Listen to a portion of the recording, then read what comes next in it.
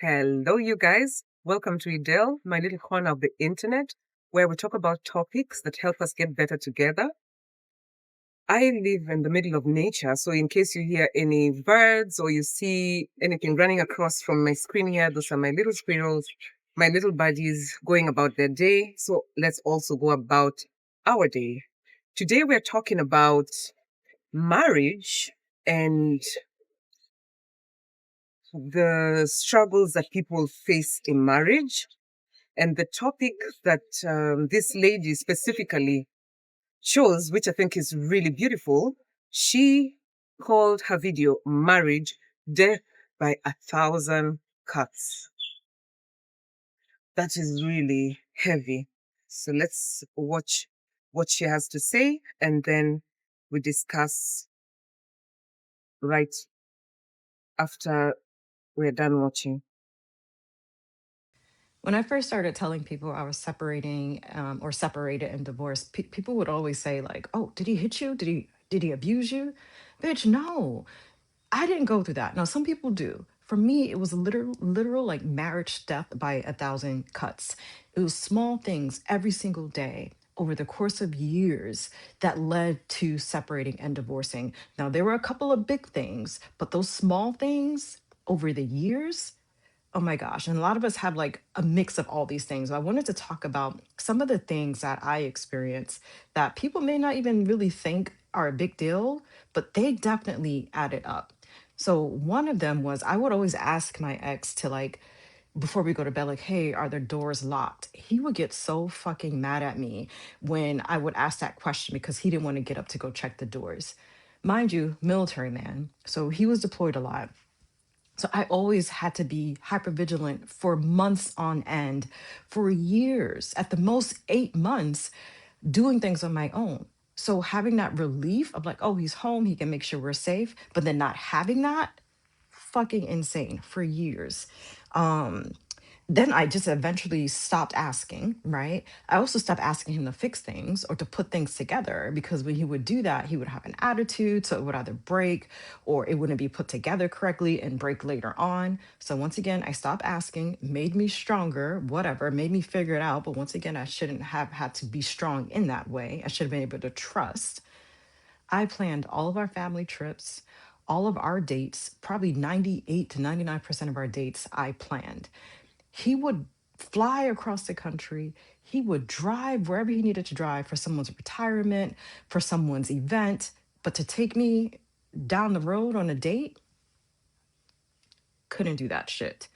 Um, and all the household management, all the household finances, I did all those things. There's so many things, so many small cuts, so many injuries. Oh my gosh, the horrible dates. Like I remember I couldn't figure out why when he planned a date, why it just always wasn't, like something would happen all the time, random shit.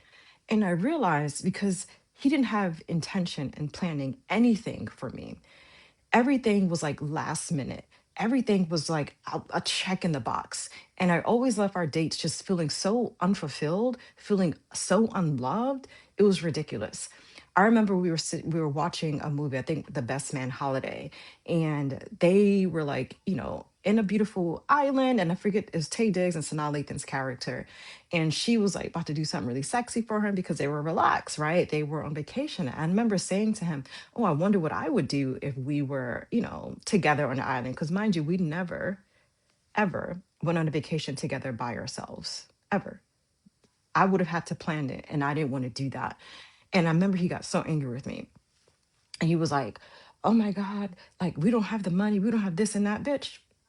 We had three incomes and I had two of them incomes as a therapist and working full time, and I'm also a professor, so technically four incomes including his own. But I remember going like, damn, like I can't even ask for anything. You know what I'm saying? So it was a thousand cuts as so many of us women have went through. And I want all of us to share our stories because there are women who are sitting in marriages dying 100 times a day because of these small cuts every single day. May not be big things to some people, but that shit adds up. And I'm saying that for any woman who is navigating this space, who are sitting in a marriage or difficult relationship, and they're just like, I feel off. Something doesn't feel right. Like, what is going on, bitch? It's 1,000 cuts that you are receiving day in and day out. And that is hard to deal with. All right.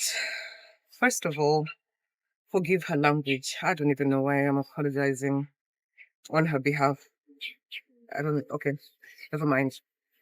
I think she's quite fortunate to be a therapist, even if it seems that it took her a long time to get out of this marriage that she was in, because she said it was years and years and years. I'm just glad that she was able to see the things and have the language for it, because that is the position she's in. And I'm sure when people come to see her for therapy, she's able to see herself in their stories. And so it just, the things add up. Not everybody is that fortunate to have this opportunity to be able to put words to something like that. And especially the experience she's talking about, because it's the little things that if you explain to another person, they just be like, why are you being so petty? But it's not being petty, because this is an experience that you're living every single day, and that compounds. You know, if this really small things, they usually compound, and then you become resentful of someone, and resentment then depletes you. You just get depleted, and there's a limit. And the problem with this, if you have not understood really what is happening, because there's no physical abuse and there's no verbal abuse, it's just these little cuts that she's talking about, it becomes very hard for even you to understand what your actual experience is. So in order to cope, people then do things that they're not supposed to be doing. They maybe look for meds. They become addicts. They get into alcohol. They get into drugs. Some get into shopping addictions. They're even shopping with money that they don't have. They go on credit.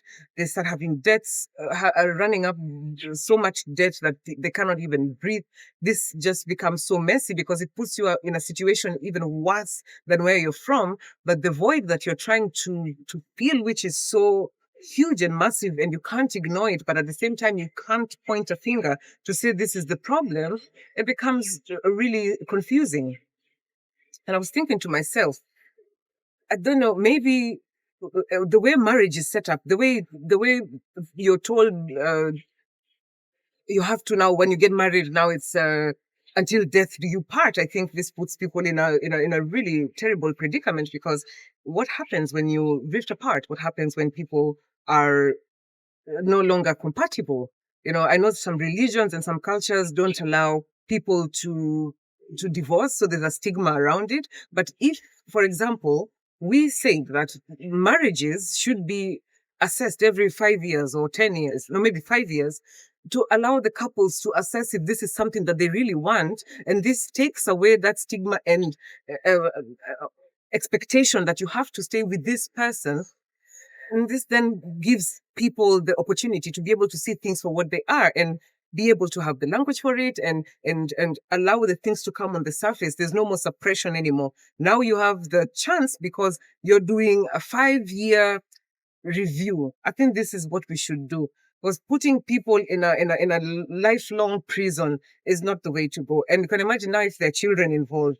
Now you're thinking, oh my goodness, I can't leave because I have to stay for my kids. Who are you staying for? I mean, your kids already are, you're creating childhood memories for them that they cannot even, they would rather not have. They would rather have one healthy parent and the other healthy parent, as opposed to two dysfunctional adults. You know, if you think about it that way, the shame that is just following you because you feel like you're going to be called a failure because you failed in a marriage, all these kind of things. These are the things that have people staying in a place that they have no business staying. And it really, really, really is detrimental to your health, to the well-being, and your overall quality of life is really going to be something that nobody should even want to hear.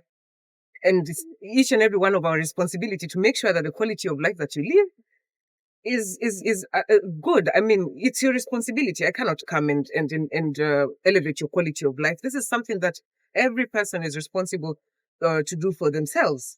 That's just how it is.